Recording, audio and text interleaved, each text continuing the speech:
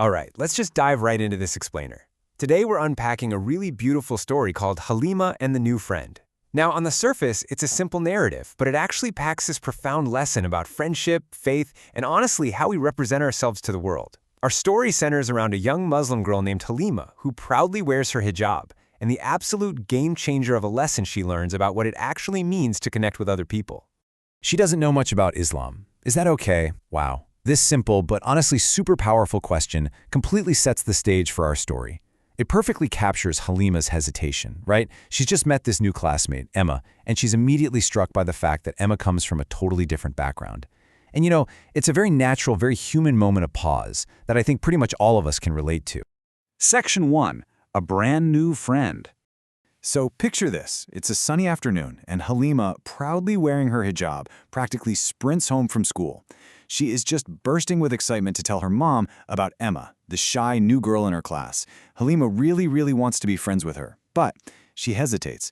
She tells her mom that Emma is, well, different. And what's super interesting here is how this highlights a fear we all have, that weird uncertainty we feel when trying to connect with someone who doesn't share our exact background or beliefs. Halima is basically asking her mom for permission to cross that invisible social boundary. Section 2. Addressing our differences.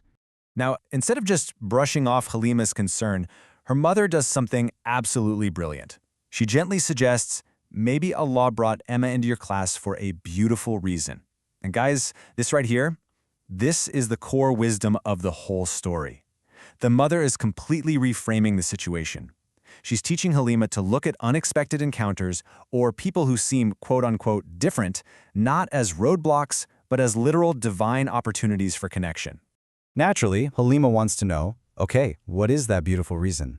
And her mother hands her 3 very clear tools: kindness, honesty, and good manners. She explains that the reason Emma is in her class is literally so Halima can show the true beauty of her faith, Islam. And she doesn't do this by preaching, right? She does it by simply embodying these 3 core virtues in her everyday normal life. Section 3.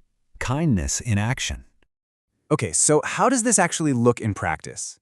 Check this out. Step 1, she sat beside Emma at lunch. Step 2, she shared her snacks. Step 3, she helped her find her classroom. What I absolutely love about this is that there's no grand, sweeping, dramatic movie moment.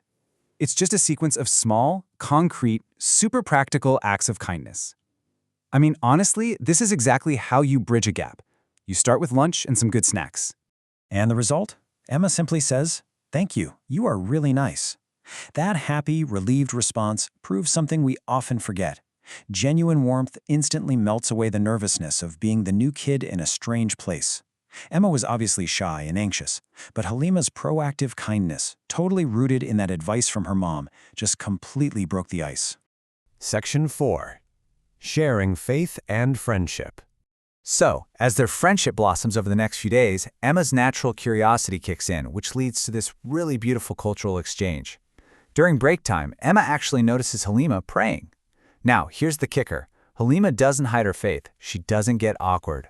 Wearing her hijab, she simply and proudly explains this fundamental pillar of Islam to her new friend. She casually tells Emma that Muslims pray to Allah 5 times a day.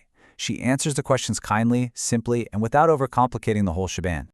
But Emma's curiosity doesn't stop there. She learns about Bismillah, which is an Islamic phrase meaning, in the name of Allah.